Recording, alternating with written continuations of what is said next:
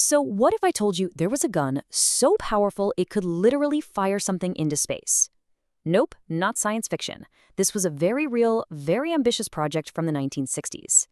Today, we're going to dig into the incredible and ultimately tragic story of Project HARP and the giant cannon they built on a Caribbean beach. So let's start with the most obvious question.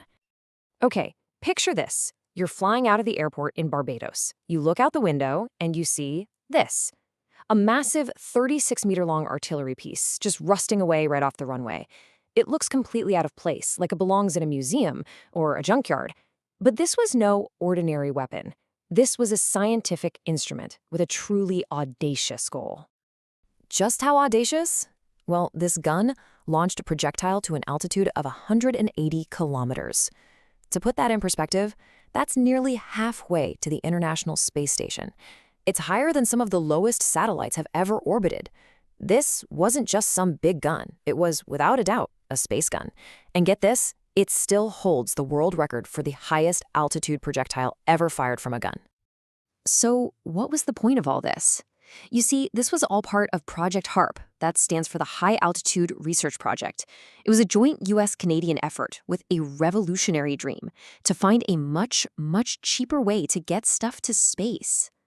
Now, what's really interesting here is that the two partners had slightly different goals. On one hand, you had the U.S. Army's Ballistics Research Lab. They just wanted a cheap alternative to expensive-sounding rockets to get good data on the upper atmosphere. But on the other hand, you had the Canadian team from McGill University, led by a brilliant engineer named Gerald Bull. He had a much grander vision, a gun that could one day launch satellites directly into orbit. So why build it in Barbados, of all places? Well, the location was a stroke of genius. Think about it. Firing east, you've got the entire Atlantic Ocean as your safety net. No worries about where debris might fall. It was also close to Cape Canaveral, so they could piggyback on all their existing tracking equipment. And here's the really clever part. Being just 13 degrees north of the equator gives you a little extra oomph from the Earth's rotation, saving precious launch energy. It was pretty much the perfect spot. Okay, so you've got a great idea, a perfect location, but actually making it work? That's a whole different story. And the engineers at Project HARP, man, they ran into some immense technical challenges trying to turn this dream into a reality. So here's the core problem. To reach extreme altitudes, your projectile needs to be incredibly dense and narrow to just slice through the atmosphere with as little resistance as possible, basically a giant dart. But how in the world do you fire a narrow dart out of a massive 16-inch naval cannon barrel? Well, the answer was the sabot round. It's basically a lightweight sleeve that fills the barrel, pushes the darts, and then just falls away as soon as it exits the muzzle. And this is where their ingenuity just shines.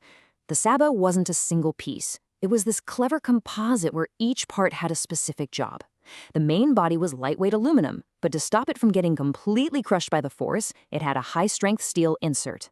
Then, believe it or not, they used simple laminated plywood to keep it perfectly aligned in the barrel, and a soft polyethylene ring to form a tight pressure seal. Absolutely brilliant. But they quickly ran into a huge problem. In their early tests, the massive charge of gunpowder wasn't burning properly. The pressure wave from the initial explosion was actually rocketing down the barrel faster than the flame itself, slamming all the unburnt powder bags together into one compressed, useless mess. So instead of the smooth, steady pressure curve they were hoping for, they got a dangerous pressure spike that could have damaged the gun. The result was incomplete combustion, lower muzzle velocity, and here was the smoking gun. Literally, they found unburnt grains of gunpowder embedded in the sabot. The propellant just wasn't releasing all its energy. Their solution, though, was just beautifully elegant. First, they placed simple wooden spacers between the powder bags.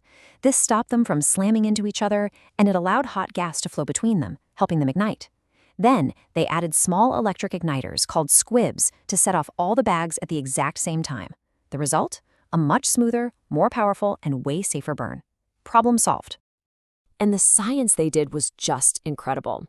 One of the coolest payloads was a chemical called trimethyl aluminum. When it was released at high altitude, it would react with oxygen and create this amazing glowing tracer cloud.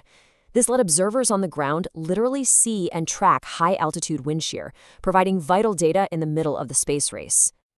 So let's recap. Project HARP was a stunning technical success. It was doing exactly what it was designed to do, and then some. But despite all the records and all the breakthroughs, the entire project came to this really sudden and frustrating end. A key factor was just time. The joint program was only set to last for 3 years. I mean, that's an incredibly tight deadline to go from a radical concept to a fully operational satellite launching system, which was the ultimate goal. The pressure was absolutely immense. In the end, it wasn't a technical failure that killed Project HARP. It was bureaucracy. Managing the different priorities and the politics between a university, the Canadian government, and the US military just proved impossible. So on June 30th, 1967, before its full potential could be realized, the funding was cut and the project was abandoned. For the project's chief engineer, Gerald Bull, the cancellation of his life's work was a devastating blow, and it sent him down a very dark path that would eventually end in his own demise. Lost, and looking for a new patron for his unique expertise, Bull turned to the world of international arms dealing. In the 70s, he was jailed for smuggling weapons. After his release, he was hired by Saddam Hussein's Iraq to build a new series of superguns for something called Project Babylon. But in 1990, Gerald Bull was assassinated outside his apartment in Brussels, a tragic end for a brilliant but flawed mind. So, with the gun rusting on a beach and its creator gone, was that the end of the dream of a space gun? Well, not quite. The core idea, you see, was just too powerful to disappear completely. If you look at Project HARP next to a modern company like SpinLaunch, you can see the direct lineage. The goal is identical: low-cost space access by replacing that super expensive first stage of a rocket. The method's different. SpinLaunch uses a giant centrifuge instead of gunpowder, but the fundamental physics, the ambition, it's all the same. HARP was the pioneer of kinetic launch. And that brings us to our final question. Project HARP proved the concept was possible, but it was ultimately killed by the politics of its time. Now, over half a century later, with all this new technology and new ambition, you have to wonder, will we finally see the dream of a gun that fires into space become a reality?